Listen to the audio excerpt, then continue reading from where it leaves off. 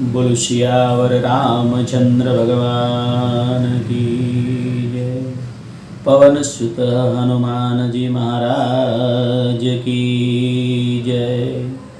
गुरु गिगेव श्याम जी बापुनी जय। आज આપણે એક નવી સિરીઝની શરૂઆત કરવા જઈ રહ્યા છીએ। આજકાલ ગુજરાતમાં, આમ તો આખા દેશમાં, પણ ગુજરાતમાં થોડા વર્ષો પહેલા સુંદરકાંડ વિશે કોઈ જાણતું નહોતું અને આજ ઠેર ઠેર, ગલીએ ગલીએ, દરેક પ્રસંગોપાત સુંદરકાંડના પાઠ થાય છે અને દરેક સોસાયટીઓના થોડા થોડા અંતરે દરેક ગામમાં લગભગ સુંદરકાંડનું મંડળ હોય છે। બધા જ ખૂબ ભાવથી સુંદરકાંડ ગાય છે અને ગાવો જ જોઈએ। હનુમાન ચાલીસા એ સિદ્ધ ચાલીસા તો છે જ, જેનાથી તમામ કાર્યો સફળ થાય છે, તમામ બંધનો છૂટી જાય છે। ગમે એવું કઠણ કાર્ય હોય, હનુમાન ચાલીસાના પાઠ કરવાથી તે કાર્ય સફળ થાય છે। ગમે એવા દુઃખના દરિયા હોય, એમાંથી પાર ઉતરી જવાય છે। એમ આ સુંદરકાંડ પણ કહેવાય છે કે સુંદરકાંડ એ રામચરિતમાનસનું હૃદય છે અને મારું સ્પષ્ટપણે માનવું છે કે સુંદરકાંડનો અભ્યાસ દરેક જણને હોવો જોઈએ। સુંદરકાંડ કોના માટે જરૂરી છે? તો સુંદરકાંડ એના માટે જરૂરી છે કે જે યુવાન ભાઈ કે બહેન, પુત્ર કે પુત્રી, દીકરો કે દીકરી જે જીવનના કાર્યકાળના પગથિયા ચડવાનું શરૂ કરે છે, જે જીવનની શરૂઆત કરે છે, એને સિદ્ધ થવા માટે, એને સફળ થવા માટે સુંદરકાંડ અત્યંત જરૂરી છે। કેમ કે આપણા હિન્દુ શાસ્ત્રમાં, સનાતની શાસ્ત્રોમાં ખાસ વચન આપવામાં આવ્યું છે કે તમે તમારા કાર્યમાં સફળ કેવી રીતે થાવ, અને સફળ થવામાં એક અનિવાર્ય વસ્તુ છે કે જે સાથે હોવી જરૂરી છે, અને તો જ આગળ જતા તમે અને તમારો પરિવાર અને જગત, સમાજ બધું સુખી થઈ શકે। અને એ છે કે સત્યને સાથે રાખીને, રામને હૃદયમાં રાખીને। ઘણા લોકો એવો મિથ્યા વિચારધારા ધરાવે છે કે સફળ થવા માટે, મોટું માણસ થવા માટે, પૈસાવાળું થવા માટે કોકનું તો ખરાબ કરવું જ પડે, કોકનું ગળું તો કાપવું જ પડે, ગળું કરવું પડે, એમ કે ભ્રષ્ટાચાર કરવો જ પડે, ખોટું કરવું જ પડે। તદ્દન ખોટી વાત છે। એ માત્ર ને માત્ર ભ્રમણા છે અને આપણા શાસ્ત્રોએ ક્યારેય એવું કહ્યું નથી કે તમારા તમામ સુખ છોડીને તમે ભક્તિ કરો। તમે સંસારી છો, સંસારમાં રહેવું, સંસારના ભોગ ભોગવવા, સંસારના વ્યવહારો જે કાંઈ હોય એ પાર ઉતરવા, એ બધું જ જરૂરી છે અને તો જ આ દુનિયા ચાલે।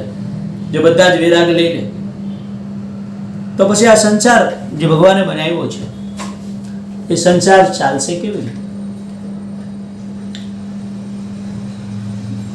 બધા જ વિરાગ લઈ લે, બધા જ સંન્યાસી બની જાય તો સંન્યાસીઓને ખવડાવશે કોણ? સાચી વાત છે ને? એક કથા મુજબ મહારાજ દક્ષ કે હજારો માણસ પુત્રની ઉત્પત્તિ કરે છે, મને આંકડો બરાબર યાદ નથી, પણ કથાનું તત્વ એ છે કે હજારો માણસ પુત્ર ઉત્પન્ન કરે છે અને પછી એ પુત્રને નારદ મુનિ મળે છે. નારદ મુનિ એમને શિક્ષા આપે છે અને બધા જ પુત્રો સંન્યાસી બની જાય છે, સંસાર છોડીને જતા રહે છે મોક્ષ માર્ગે. ફરી પ્રજાપતિ દક્ષ ફરી માનસ પુત્રો ઉત્પન્ન કરે છે હજારોની સંખ્યામાં. ફરી નારદ મુનિ મળે છે, ફરી એમને જ્ઞાન આપે છે, ફરી તે બધા મોક્ષ માર્ગે ચાલ્યા જાય છે, સંન્યાસ લઈ લે છે. આવું 3 વખત બને છે. છેલ્લે પ્રજાપતિ દક્ષે નારદ મુનિને શ્રાપ આપવો પડ્યો કે જો તમે એક જગ્યાએ બેસશો તો બધાને મોક્ષ માર્ગે મોકલશો, અને જો તમે બધાને મોક્ષ માર્ગે મોકલતા રહેશો તો આ પૃથ્વી ચાલશે કેવી રીતે, આ સૃષ્ટિ કેવી રીતે ચાલશે? એટલે નારદ મુનિને શ્રાપ આપ્યો કે હવે તમે ક્યારેય એક જગ્યાએ ટકશો નહીં, અને ત્યારથી નારદ મુનિ ફરતા રહે છે, નારાયણ નારાયણ કરતા કરતા. બીજું, આ સુંદરકાંડ સમજવો એના માટે જરૂરી છે જે યુવાન પુત્રોના માતા પિતા છે, જે યુવાન પુત્રની માતાઓ છે, જે શિક્ષિકાઓ છે, એમણે સમજવું ખૂબ જરૂરી છે. કેમ કે એમણે સમજાવવાનું છે સુંદરકાંડ સંતાનોને જ, વિદ્યાર્થીઓને, કે સુંદરકાંડને લક્ષ્યમાં રાખીને, હૃદયમાં રાખીને કેવી રીતે જીવનમાં આગળ વધી શકાય. એ પિતાઓએ, વડીલોએ સાંભળવું જરૂરી છે, વૃદ્ધોએ સાંભળવું જરૂરી છે, એ દાદાઓએ સાંભળવું જરૂરી છે કે જેના ખોળામાં પૌત્રો મોટા થાય છે.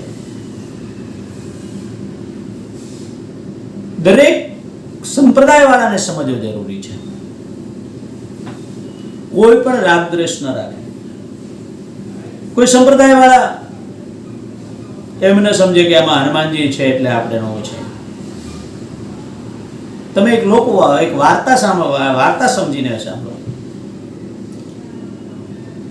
કોઈ બીજા મજહબવાળા જે પોતાના અલ્લાહ સિવાય કોઈને ન માનતા હોય એ પણ આનું મનન કરી શકે છે. તમે એવું ન માનતા કે આમાં હનુમાનજી છે, પણ તમે એવું સમજો કે આમાં એક કુશળ માનવ છે જે પોતાનું લક્ષ્ય પ્રાપ્ત કરવા માટે નીકળ્યો છે. એક વનનો માનવ છે, વાનર છે, જે પોતાના લક્ષ્ય માટે નીકળ્યો છે. સત્ય તો તમારા મજહબમાં પણ ઈમાન જરૂરી છે, એમ અહીંયા પણ સત્ય જરૂરી છે. સત્ય અને ઈમાન બે એક જ વાત છે. થોડું મોટું મને રાખીને, મળાગંતો ખોલીને, તમે હનુમાનજીને કે રામને માનતા હોય કે ન માનતા હોય, કોઈ પણ સંપ્રદાય, જગતના કોઈ પણ માનવની વાત છે, હિન્દુ, મુસ્લિમ, શીખ, ઈસાઈ, પારસી, બધા માટેની વાત છે. કઈ વાંધો નહીં. તમે પ્રેરણાદાયક કથા, પ્રેરણાદાયક વાર્તા સમજીને આ સુંદરકાંડને સમજવાની કોશિશ કરો. સુંદરકાંડ એક લક્ષ્ય પ્રાપ્તિ કરવા માટે નીકળેલા માણસની છે. દરેક યુવાન જીવનમાં કંઈક ને કંઈક લક્ષ્ય સાધીને નીકળતો હોય છે, અને લક્ષ્ય સાધીને જ નીકળવું જોઈએ. જે યુવાન લક્ષ્ય સાધતો નથી, હાવ સરળ ભાષામાં કહું તો જે પોતાનું લક્ષ્ય નક્કી નથી કરતો, એ માણસ ખોવાઈ જાય છે. થોડો સમય આ ધંધામાં જાય છે, થોડો સમય આ ધંધામાં જાય છે, થોડો સમય આ કામ કરે છે, થોડો સમય આ કામ કરે છે, ત્યાં એનું જીવન પૂરું થઈ જાય છે. જેવી રીતે કથાકારો કહે છે કે એક જ જગ્યાએ ઊંડો ખાડો કરશો તો એમાંથી પાણી નીકળશે, પણ આખા ખેતરમાં થોડા થોડા ખાડા કરશો તો જીવન પૂરું થઈ જશે, પણ ક્યાંયથી પાણી પ્રાપ્ત નહીં થાય. એમ લક્ષ્ય સાધવું જરૂરી છે. અહીં સુંદરકાંડમાં હનુમાનજી લક્ષ્ય સાધે છે કે સીતાને શોધીને લાવો, એટલે કે ભક્તિ માર્ગ પર નીકળે છે. જો કે સીતા એટલે ભક્તિ, અને ભક્તિ દરેકના જીવનમાં જરૂરી છે. એના એક એક શબ્દનું આપણે મનન કરીશું, જેટલું થશે એટલું કરીશું. હરિકૃપા થશે, ગુરુ કૃપા થશે, હનુમાનજીની કૃપા થશે અને આપણને જે સમજાવશે એટલું આપણે સમજવાની કોશિશ કરીશું. સુંદરકાંડ છે લક્ષ્ય પ્રાપ્તિનું માટે નીકળેલા એક યુવાનની કથા છે. એને કેવા ગુરુ મળવા જોઈએ, કેવી સલાહ મળવી જોઈએ, એની પાછળના લોકો એને કેટલો ટેકો આપવો જોઈએ, કેટલો સહકાર આપવો જોઈએ. યુવાન જ્યારે પોતાની મકસદ નક્કી કરીને,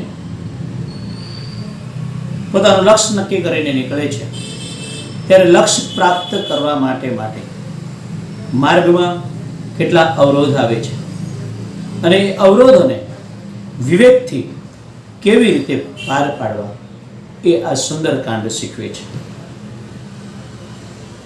તો આપણે ધીરે ધીરે દરેક વાત કરતા રહીશું. ટૂંકમાં સુંદરકાંડ દરેક યુવાનો માટે જરૂરી છે, દરેક માતા પિતા ગુરુઓ માટે જરૂરી છે અને દરેક દાદા અને દાદીઓ માટે પણ જરૂરી છે. તો આપ સૌ આજ સાથે બેસીને આપણે સુંદરકાંડનું મનન કરીએ. તો શરૂઆત કરીએ પહેલેથી કિષ્કિંધાની એક સોપાઈથી કે આમ તો સુંદરકાંડ વાંચ્યા પહેલા આખું કિષ્કિંધા કાંડનું વાંચવું જરૂરી છે, એટલે કે એનું પણ મનન કરવું જરૂરી છે. પણ આપણે અહીંયા જે પાઠ કરે છે બધા એ કિષ્કિંધાના કાંડની છેલ્લી ચોપાઈથી કરે છે. તો આપણે પણ ત્યાંથી શરૂઆત કરીએ. સૌથી પહેલા હનુમાનજીને પ્રાર્થના કરવામાં આવે છે. શ્રી પરમાત્મને નમઃ. પ્રણવ પવન કુમાર ખલબન પાવક જ્ઞાન ઘન જાસુ હૃદય આગાર બસહુ રામ ચર્ચા ધર. હે પવન કુમાર, હું તને પ્રણામ કરું છું. હું તારામાં મારા પ્રાણ અર્પું છું. પ્રણામનો અર્થ એવો થાય છે તમે રાક્ષસો રૂપી વનને નાશ તમારા જ્ઞાનથી નાશ કરનારા છો, બાળી નાખનારા છો. રાક્ષસી રૂપી વનને આપણી અંદર જે કંઈ ખરાબ વિચારો છે, ખરાબ મન છે, ખરાબ જે કંઈ છે એને પણ આપ જ્ઞાનના ઘનથી બાળી નાખનાર છો. આપ જ્ઞાન આપનારા છો. જાસુ હૃદય આગાર બસહી રામ ચર્ચા. આપ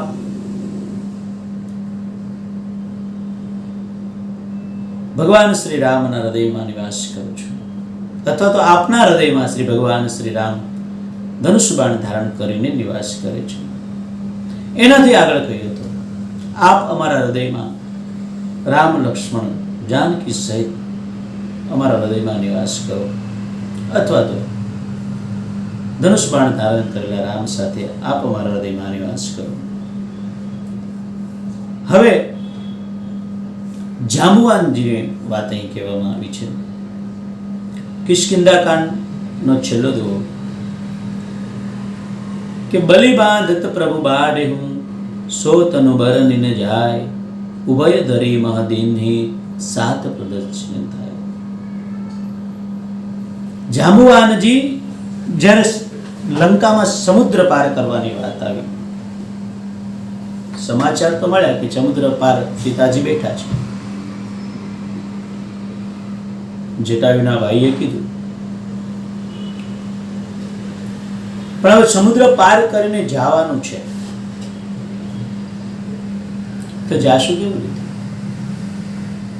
અને આપણી આ ટીમ છે, આપણી દળ છે, આપણું એક ટુકડી છે, એમાંથી કોણ જશે? જાંબુવાન એવું કહે છે કે હું જઈ શકતો હતો, પહેલા હું એટલો બળવાન હતો કે આવા સમુદ્ર ઓળંગીને જાવું એ મારા માટે રમત વાત હતી. સમુદ્ર તો શું, પણ બલિને બાંધવા માટે જ્યારે ભગવાન આવ્યા અને એને વામન રૂપમાંથી વિરાટ રૂપ ધારણ કર્યું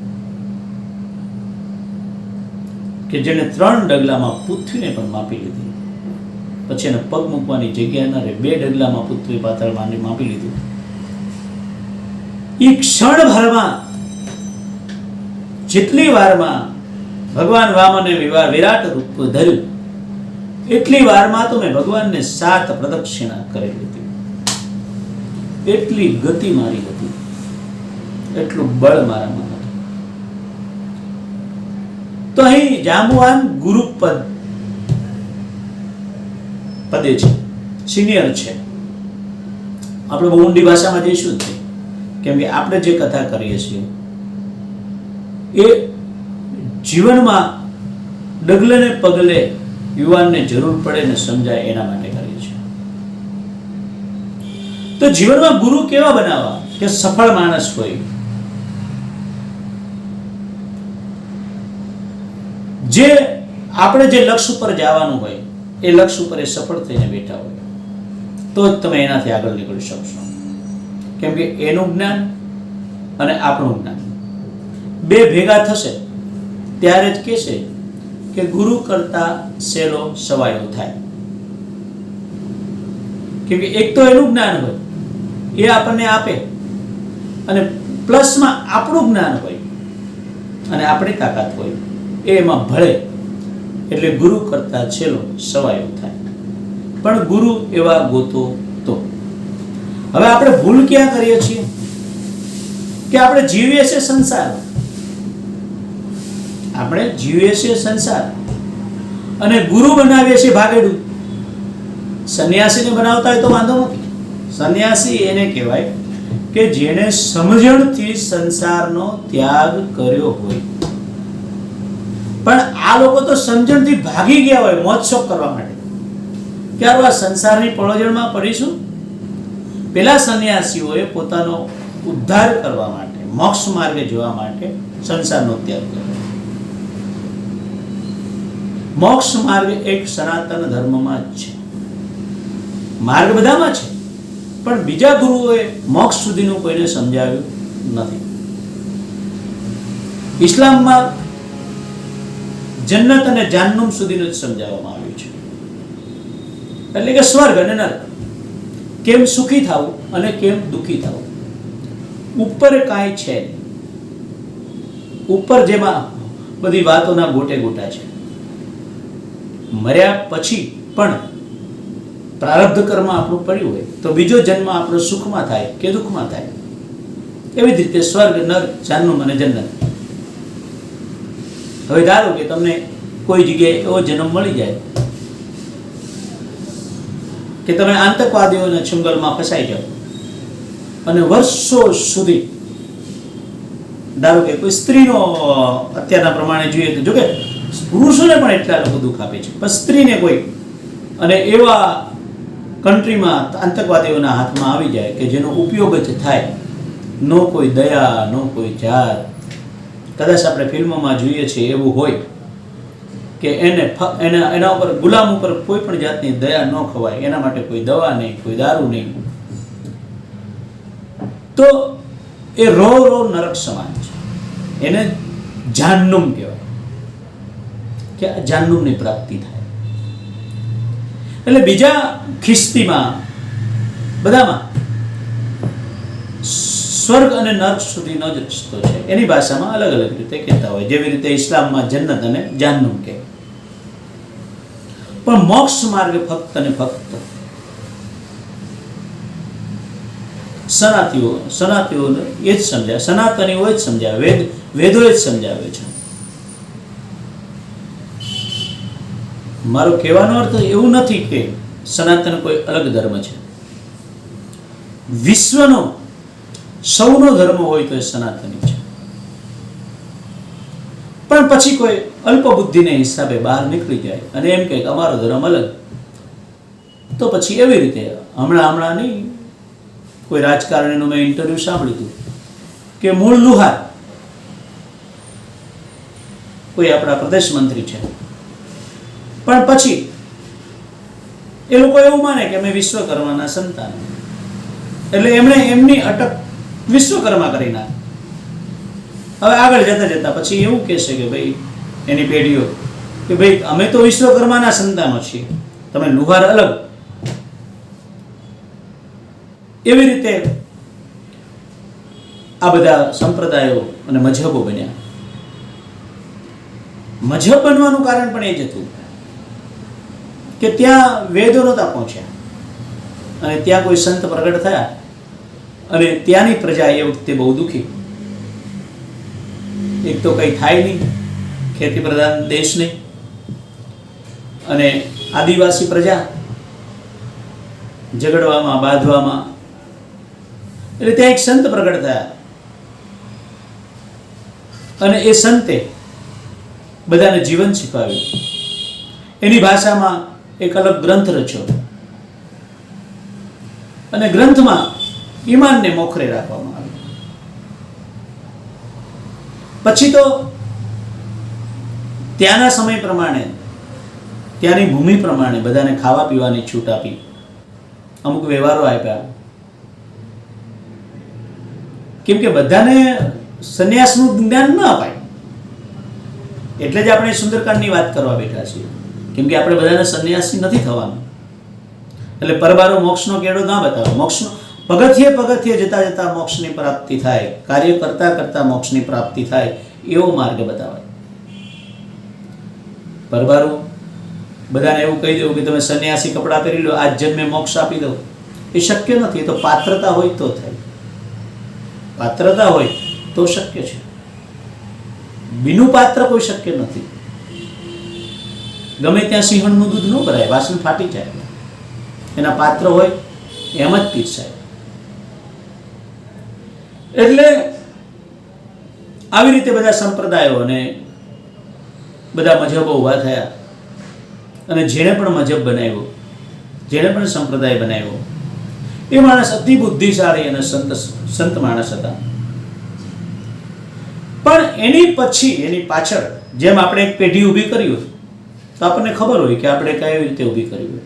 પછી તૈયાર ઉપર આવીને બેસે એ ના તો તપસ્વી હોય, ના તો એનામાં પૂરું જ્ઞાન હોય. એટલે એ પોતાની રીતે એ સંપ્રદાયો અને મજહબો એને હાંક્યા અને આખરે પતન તરફ દોરાયા. એણે એ પણ સમજાવ્યું નહીં કે હિમાલયમાં રહેતો માણસ, ઠંડા પ્રદેશમાં રહેતો માણસ ગરમ ખોરાક ખાય તો એના માટે વ્યાજબી છે, પણ ગુજરાતના કે રાજસ્થાનના રણ પ્રદેશમાં રહેતો માણસ, ઉનાળાની પૂર ગરમીમાં શેકાતો માણસ ને ઠંડો ખોરાક આપવો જોઈએ. આ વિવેક એ ભૂલ્યા અને બધાને પોતાનો વાડો મોટો કરવા માટે મનમાં આવે એ પીરસ્યું અને બધાને અધોગતિ તરફ લઈ જવા લાગે. કોઈ શાસ્ત્રોને દોહ્યા નહીં, ના એ લોકો એમના શાસ્ત્રોને દોહ્યા, ના આપણા લોકોએ દોહ્યા. એમના બધાને લોકેશનાને તૃપ્તિ કરવા માટે, લોકો ઉપર રાજ કરવા માટે ગમે તે રીતે અને લોકોને રમાડ્યા કર્યા, પોતાના એરિંગા પકડી શક્યા. કોઈએ ન તો એવો મોકો રહેવા દીધો મજહબ વાળાએ કે સનાતનમાં જે કઈ સારી વસ્તુ હોય એ અપનાવી જોઈએ, ન સનાતનીઓએ એવો મોકો રહેવા દીધો કે મજહબના શાસ્ત્રોમાં જે સારી વસ્તુ છે એને લેવી જોઈએ. સત્યને ગ્રહણ કરવાની ક્ષમતા છોડી દીધી. ફક્ત ને ફક્ત અહમ રહ્યો, મદ રહ્યો. જે શાસ્ત્રો અહંકાર અને મદને છોડવાની વાત કરે છે એ જ શાસ્ત્રોના રખેવાળી કરનારા કહેવાતા નેતાઓ સંપ્રદાય અહમ અને મદથી પોતાનો સંપ્રદાયનો વિસ્તાર કરવા લાગ્યા. આપણે વાત કરવી છે સુંદરકાંડની. તો અહીં ગુરુ એવા છે જાંબુવાન જેવા, જે સફળ છે, જેને પોતાના જીવનમાં કંઈક કરીને બતાવ્યું છે, જેને પોતાને અનુભવો છે. હવે જ્યારે આવી ચર્ચા થાય છે કે હવે જાશે કોણ, ત્યારે અંગત આ સેનાની ટુકડીનો જે નાયક છે, નેતા છે, તેને ભગવાન શ્રી રામે આ ટુકડીનું સંચાલન કરવા માટે નેતા બનાવીને મોકલ્યો છે, સેનાપતિ બનાવીને મોકલ્યો છે. એ અંગત એમ કહે છે કે જાંબુવાનને કે અંગદ કહે ઉમે જાઉં મેં પારા, જીય સંચય કછુ ફિરતી બારા. અંગત એવું કહે છે કે હું જઈ શકું છું, હું આ દરિયો પાર કરીને જઈ શકું છું, પણ મને પાછું આવવામાં સંશય છે. કદાચ હું પાછો ન આવી શકું. એક વખત કૂદીને જઈ તો ગયો, પણ કદાચ હું પાછો ન આવી શકું. ત્યારે જાંબવાન કહે છે કે અંગદ, તમે બધી રીતે લાયક છો. જાંબવંત કહ તુમ સબ લાયક, પઠય કિમી સબ હી કરનાયક. તમે જઈ પણ શકો છો અને આવી પણ શકો છો, પણ હું તમને અહીંથી મોકલી શકું તેમ નથી, કેમ કે તમે આ સેનાના નાયક છો. તમે અમારું આ જે દળ છે, ટુકડી છે, એ ટુકડીનો ભાર તમારા માથા ઉપર છે, એનું સંચાલન કરવાની જવાબદારી તમારી છે, એટલે હું તમને મોકલી શકું નહીં, તમને જવા અમે ન દઈએ. પણ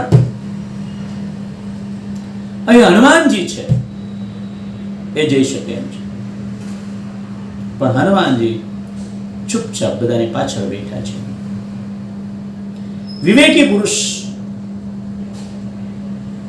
જ્યાં હોય ત્યાં હું કરું એમ કરીને દોડી નહીં.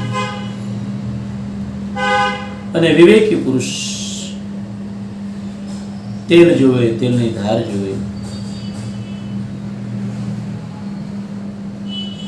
પછી પોતાનું બળ વખાણીને નહીં કહે, બીજા એનું બળ વખાણીને કહેશે ત્યારે માનશે. કેમ કે બધાને એમ હોય કે હું તો બુદ્ધિશાળી છું. અત્યારે હું પણ અહીંયા વાંચતો હોય તો મને એમ થાય કે હું તો બધા કરતા શ્રેષ્ઠ છું. પણ એ શ્રેષ્ઠતા નથી. જ્યારે તમને બીજા કે ત્યારે તમારી શ્રેષ્ઠતા સાબિત થાય. હનુમાનજી ચૂપચાપ બેઠા છે. હનુમાનજી આવું મોટું કાર્ય ક્યારેય કરી પણ નથી કે સમુદ્ર પાર કરીને જાઓ અને સીતાને શોધ કરીને આવો. અઘરું કામ છે. બળશાળી કામ તો અનેક કર્યા છે, ભલે એ સૂર્યને ગળી ગયા હોય, પણ તો એનો વિવેક તમે જોજો. એનો વિવેક એક છુપાઈમાં હનુમાનજી પાસેથી યુવાનો કેટલું બધું તમને શીખવા મળે છે. એટલા બધા રહસ્યો છે. શાસ્ત્ર વાંચવાનો અર્થ એવો છે જ નહીં કરતા લઈને ભક્તિ કરવા બેસવું. ભક્તિ તો કરવાની જ છે, કાર્ય કરતા કરતા કરવાની છે, તમામ ભોગ ભોગવતા કરવાની છે. તમે એક પણ માળા ભગવાનની નહીં જપો તો ચાલશે, એક પણ દીવો ભગવાનને નહીં કરો તો ચાલશે, તોય તમારી શ્રેષ્ઠ ભક્તિ ગણાશે, તોય તમે ભગવાનના હૃદયમાં વસશો. ભગવાને ક્યાંય નથી કીધું કે તમે મારા નામની માળા કરો, તમે મને દીવો કરો. એ તો આપણું અવલંબન છે. આપણી સતત ભગવાન સાથે નિકટતા રહે, ભગવાન પ્રત્યેનો ભાવ છે, એ જરૂરી છે, ખોટું નથી. પણ ભગવાને એવું નથી કીધું કે કોઈ પણ ભગવાને નથી કીધું. હા, દેવીઓ માતાજીઓ જે છે, દેવડીઓની માં, એ બધા કે વાત અલગ છે, એમાં આપણે જોવું નથી. એટલે જાંબુવાન એમ કહે છે કહી સુનો હનુમાના, કા ચુપ સાધી રહે હું બલવાના, પવન તનય બલ પવન સમાના, બુદ્ધિ વિવેક વિજ્ઞાન નિદાના. જાંબવાન શું કે છે કે તમે કેમ ચૂપ થઈને બેઠા છો? હે બળવાન, તમે તો બધાથી બળવાન છો ને તમે ચૂપ કેમ બેઠા છો? તમે પવનના પુત્ર છો. પવન તનય, તમે પવનના પુત્ર છો. તમારું બળ પવન સમાન છે. પવનના બળની સામે કોઈની તાકાત ચાલે. આપણે કહીએ છીએ કે અગ્નિ, પાણી અને પવન, એમની તાકાત સામે કોઈનું જોર ચાલે. એમ પવનની તાકાત ગમે એવું લોઢું હોય વાળીને બેવડું કરી નાખે. આપણે જોયા છે ને વાવાઝોડા. તો તમારી તાકાત પવન જેવી છે. બુદ્ધિશાળી છો તમે. એવું નથી કે તમારામાં બુદ્ધિ નથી.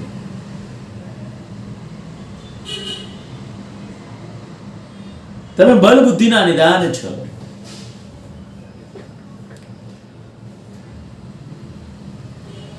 તમે ચતુર છો.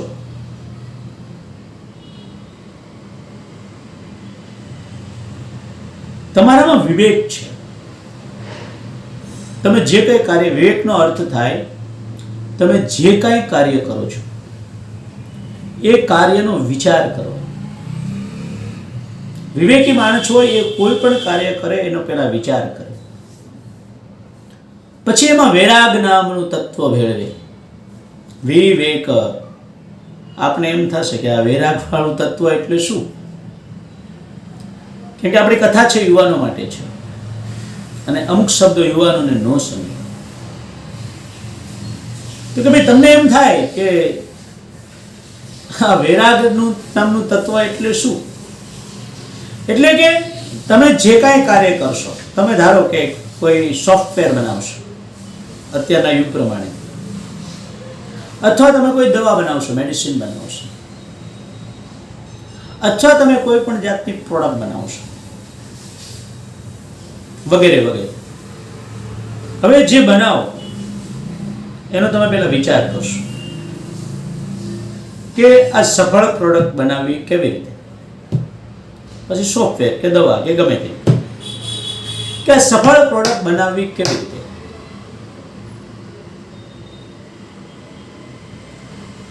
હવે એ બન્યા પછી એ કેવી રીતે કામ કરશે, એ કેટલો સમય ચાલશે, એમાંથી આપણે કેટલા કમાશું, એમાંથી શું નફો થશે, શું થશે, એ થયો વિચાર. વિચાર બધી રીતના આવે. હમણાં આગળ એક છોપાઈ આવશે, કુમતિ સુમતિ સબ કે ઉર રહી, નાથ પુરાણ નિગમ અસર કહી. પુરાણ અને વેદો એમ કહે છે, નાથ પુરાણ નિગમ અસ કહી. નિગમ એટલે વેદ. પુરાણ અને વેદો એમ કહે છે કે સુમતિ અને કુમતિ, હારી બુદ્ધિ અને ખરાબ બુદ્ધિ દરેકના હૃદયમાં હોય. કઈ બુદ્ધિ ઉપર આપણે કામ કરવું એ આપણા હાથની વાત છે. કુબુદ્ધિ ઉપર કામ કરશું તો આગળ ફળ ખરાબ મળશે. હમણાં કોઈ જાલી નોટોમાં પકડાયા. હવે એ લોકોએ પણ વિચાર કર્યો હશે, વિવેકનો વી વાપર્યો હશે, હમણાં બહુ વિચાર કર્યો હશે કે ક્યાંથી વસ્તુ લાવવી, કેવી રીતે લાવવી, ક્યાં નોટો બનાવવી, કેવું મશીન લાવવું, કેવી ચાપવી કે પકડાય નહીં, બધો જ વિચાર કર્યો હશે. અને પછી એ લોકોએ કાર્ય કર્યું હશે, પણ અંતે પકડાઈ ગયા અને અધોગતિ થઈ. કદાચ ન પકડાય તોય આપણું શાસ્ત્ર એવું કહે છે કે વિચાર કર્યા પછી એમાં વૈરાગ નામનું તત્વ મેળવવું.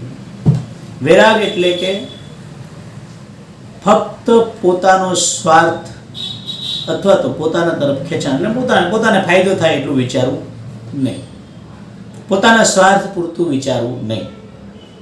જો મારો સ્વાર્થ સધાતો હોય અને બીજાને નુકસાન થતું હોય તો એવું કાર્ય કરવું નહીં. આજે લોકો દૂધ બનાવે છે, ટેન્કરો ભરીને દૂધ બનાવે છે, ફક્ત પોતાનો સ્વાર્થ નહીં. એ સમાજનો સ્વાર્થ, સમાજનું વિચારતા નથી, એટલે એ વૈરાગી નથી, રાગી છે. એને વી વાપર્યો વિવેકનો, પણ વે વાપર્યો નહીં, અને અંતે એમની અધોગતિ જ થાય. જે પીરછું છે, આજે ભલે એમને કદાચ બંગલા મોટા મોટા થઈ ગયા હોય, ઘરમાં મોટી ગાડીઓ હોય, પણ એ 5-15 દિવસનો ખેલ છે. પાપ ચાપરે ચડીને ભોગવે. કળિયુગમાં કે કોઈ પણ યુગમાં પાપનો ચાલે.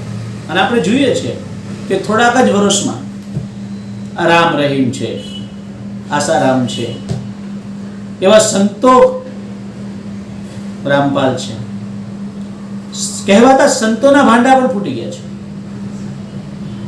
તો બીજાના તો શું? એટલે કોઈ પણ વિચાર કર્યા પછી, કાર્યનો વિચાર કર્યા પછી એમાંથી સ્વાર્થ કાઢી નાખવો છે. સ્વાર્થ તો આપણે જોઈએ છીએ, પણ સાથે સાથે તમામ સૃષ્ટિનું પણ સારું થવું જોઈએ. આપણું તો સારું થવું જોઈએ, આપણા સ્વાર્થ માટે તો આપણે કાર્ય કરીએ છીએ, વિચાર કર્યો છે, પણ એમાંથી ફક્ત ને ફક્ત રાગને કાઢી નાખવો જોઈએ ને વિરાગ લાવવો જોઈએ. બધાને ફાયદો થવો જોઈએ, તો જગતનું ઉત્થાન થાય, જગતનું કલ્યાણ થાય. તો અહીં હનુમાનજીએ, જાંબુવાનજીએ કીધું કે બુદ્ધિ વિવેક વિજ્ઞાન વિજ્ઞાન નિદાન, એમાં વૈરાગ લાવી અને પછી કર્મ જેવું કરવું જોઈએ. અને વિજ્ઞાનનું ઘર છો તમે. બધા પાસે જ્ઞાન હોય, સામાન્ય જ્ઞાન હોય, પણ તમારા પાસે વિશેષ જ્ઞાન છે. તમે કોઈ પણ કાર્યને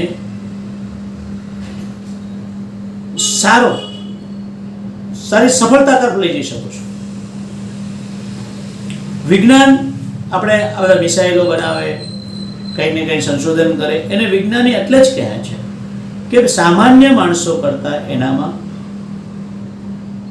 અનેરું જ્ઞાન હોય, વધારે જ્ઞાન હોય, વિશેષ જ્ઞાન હોય, એટલે એને વિજ્ઞાન કહેવાય. એટલે તમે કઈ સામાન્ય માણસ જેવા નથી. જાંબુવાને હનુમાનજીને કહ્યું, તમે વિજ્ઞાની છો, વિજ્ઞાનનું ઘર છો. તમારા માટે કોઈ નિર્ણય લેવો, તમારા માટે કોઈ વિચાર કરવો એ બીજાને પૂછવા જવું પડે એમ નથી.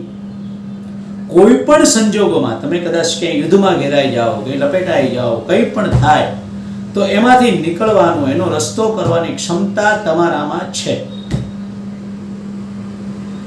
જાંબુવાનજી હનુમાનજીને કહે છે કે તમામ ક્ષમતા તમારામાં છે, તમે વિજ્ઞાની છો, તમે વિજ્ઞાનનું ઘર છો. વિજ્ઞાન તમારી અંદર નિધાન,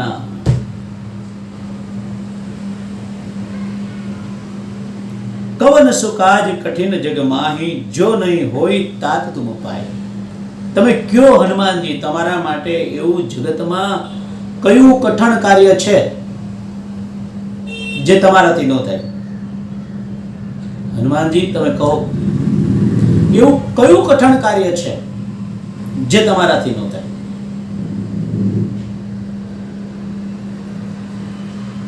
જો નહીં હોય તાત તુમ પાય, રામ કાજ લગી તવ અવતારા, સુનતહી ભયો પરબતકારા.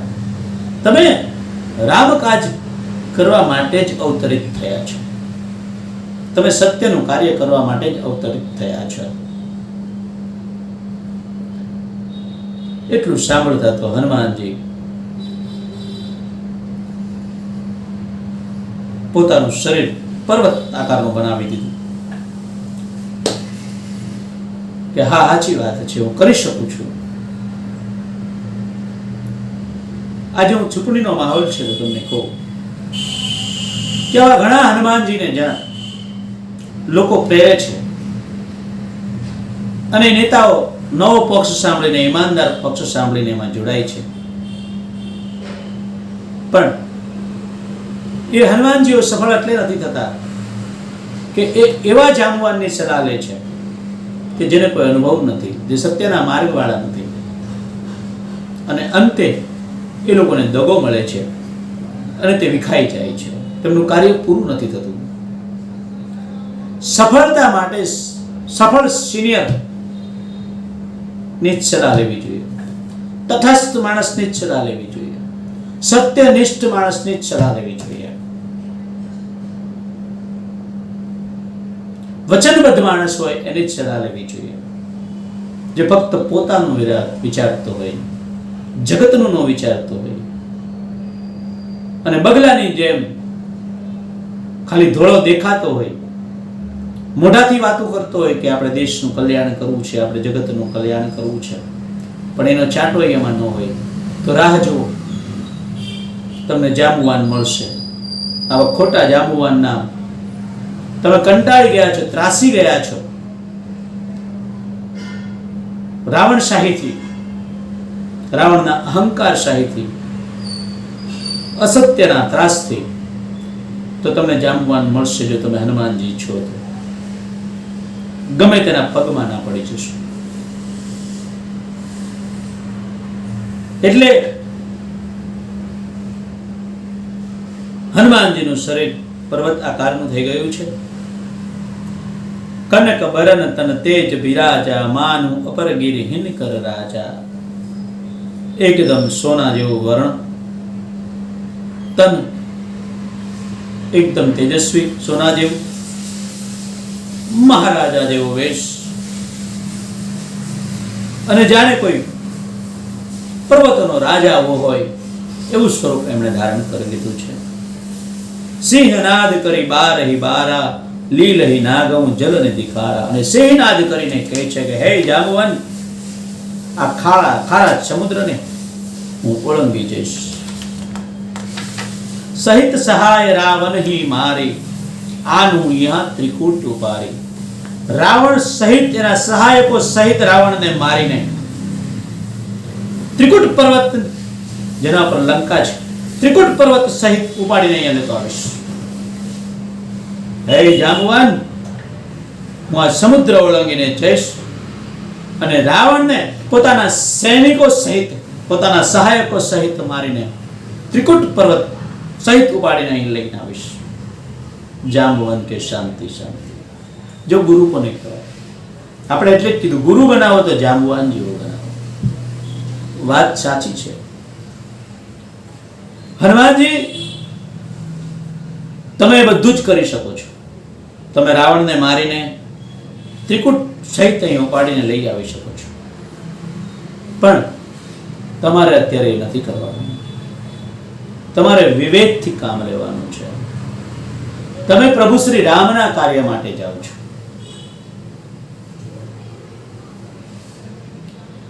જાંબવંત અને હનુમાનજી પણ પૂછે છે, હું આવું કરી શકું છું, હું આવું કરી શકું છું, પણ હે જાંબવંત, હું તને પૂછું છું, તમે મને ઉચિત શિખામણ આપો. હું એક લીટી થોડો આગળ નીકળી ગયો. જાંબવંત મેં પૂછ્યું હું તો ही ઉચિત શિખાવણ દીજું હું. જો આપણા હનુમાનજી આપણે હોય તો પણ મેં કીધું એવું થાય, બરાબર એમ જ કહું, હું જાઉં છું અને બધાને લઈ આવું છું. પણ હનુમાનજી એવું ના કીધું. હનુમાનજી એવું કીધું કે હું આ કરી શકું છું. હું લંકામાં જઈને રાવણને સેના સહિત મારીને ત્રિકૂટ પર્વત સાથે ઉપાડીને અહીં લઈ આવી શકું છું.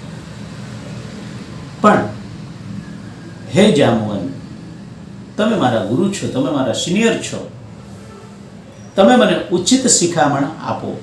હું તમને પૂછું છું કે તમે મને ઉચિત શિખામણ આપો. इतना कर हूं तात तुम भाई, सीत ही देखी कहेવું છું. તમે હનુમાનજી બીજું કાંઈ કરો ના, તમે ખાલી લંકામાં જાઓ અને સીતા જ્યાં છે એને શોધીને, એને જોઈને પાછા આવો. દેખી કહેવું સુધી આવી, ત્યાં કેવી રીતે રહે છે એ બધું, અને ક્યાં રહે છે એ જોઈને આવો. તબ નિજ ભુજબલ રાજીવ નયના, કૌતુક લાગી સંગ કપી સેના. પછી કમળ નયન ભગવાન શ્રી રામ, જેની આંખ કમળ જેવી છે, કોઈ મળ નથી જેની આંખમાં, કોઈ પાપ નથી, કોઈ મોહ નથી, કોઈ રાગ નથી, કોઈ દ્વેષ નથી. એવા ભગવાન પોતાના બળથી રાક્ષસોનો સંહાર કરીને આવશે. ફક્ત ને ફક્ત લીલા માટે તેઓ વાનરોને કપિઓને સાથે લઈ જશે. તબ નિજ ભુજબલ રાજીવ નૈના કૌતુક લાગી સંગ કપિસેના. પછી કપિસેન સંગ સંઘાર નિચીસર રામ સીતહિ આન હે ત્રૈલોક પાવન સૂજસુ સુર મુનિ નારદાદી બકાન હે. કપિ સાથે જઈને યુદ્ધ કરીને નિચીચરને મારીને ભગવાન શ્રી રામ સીતાજીને લઈને આવશે. ત્રણેય લોકમાં દેવો મુનિઓ બધા જ એમના વખાણ કરશે, એમનો યશ ગાશે. જો સુનત ગાવત કહત સમૂજદ પરમ નર પરમ પદ નર પાવઈ રઘુબીર પદ પાથોજ મધુકર દાસ તુલસી ગાવી.